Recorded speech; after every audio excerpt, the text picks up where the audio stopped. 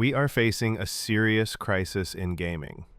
For years, the cost of our hobby has been creeping up, but now it's exploding. The exact same components that powered high-end gaming rigs just 2 years ago now cost twice as much.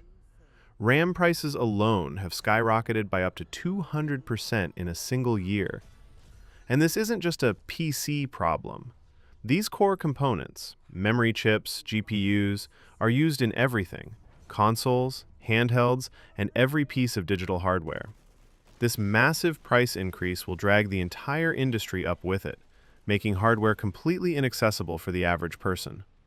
The main driver behind this sudden, dramatic escalation is the rise of artificial intelligence and the massive investment frenzy surrounding it. AI data centers are currently engaged in a gold rush, doing everything they can to expand and keep up with demand. This means they are aggressively raiding the consumer market, buying up components by the truckload before we even have a chance to get our hands on them.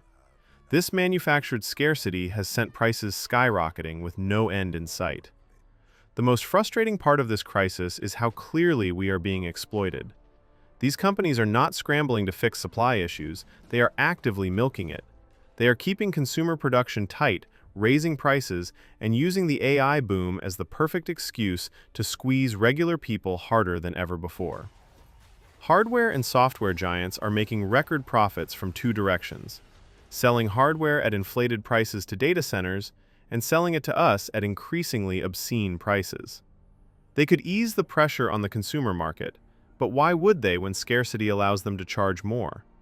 This strategy is particularly beneficial for the major players who are invested in both gaming and AI. Companies like Microsoft, EA, and Ubisoft have poured billions into AI ventures and data center expansion. They are directly fueling the same expansion that is driving hardware costs through the roof. This creates a mutually beneficial trap for them, but not for us. It's the oldest trick in the corporate playbook: create a problem, then sell the solution. If people can no longer afford expensive gaming PCs and consoles, easily costing over $1,000 for the next generation, that becomes the perfect opening to push cloud gaming. Why buy a console when all you need is a screen and a subscription? This allows them to funnel players into cloud and subscription services, where the companies have full control to raise prices, lock features, and, most importantly, insert ads with almost no friction. This is the future of gaming these corporations are aggressively building towards. However, this entire plan is based on a shaky assumption: that customers will continue to chase them wherever they go, desperate for the latest, cutting-edge, high-end AAA experience. But the data shows otherwise. Players are not chasing the high-end anymore. We are seeing a phenomenon called demand destruction, where prices stay so high that people simply stop buying. We are also seeing market bifurcation, where the market splits into the haves and have-nots. The evidence is clear in hardware surveys. The newest high-end GPUs sit far outside the top 10 sellers. Instead, the market is dominated by lower-end cards, and 6-year-old GPUs still hold strong. When players do upgrade, they choose the cheapest, most sensible option they can find. The Nintendo Switch 2, a console that no one believes features cutting-edge hardware, broke sales records by focusing on games, not specs. The truth is, players no longer trust AAA to justify the cost. Why spend thousands on a new rig when the biggest releases of the year often launch broken, defined by performance nightmares and developer apologies?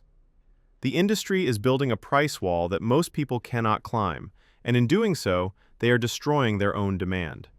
Two futures lie ahead of us. The first is the one the corporations want: a world of expensive hardware, cloud subscriptions, and endless monetization. Every part of gaming is metered, tracked, and controlled. But a second future is forming underneath their feet: a future built by AA and indie studios. These teams are making incredible games that run perfectly well on the hardware people already own. It's a world where creativity and originality outperform fidelity. The most popular games don't require a $4,000 PC or a $1,000 console. This second future should terrify the AAA publishers, because if players stop buying into the high end, their massive budgets will no longer make sense, their audiences will shrink, and the entire AAA species will become endangered. Ultimately, we are the ones who decide where this industry goes. If they build a future we don't want, we simply have the power to walk away and redefine the market ourselves.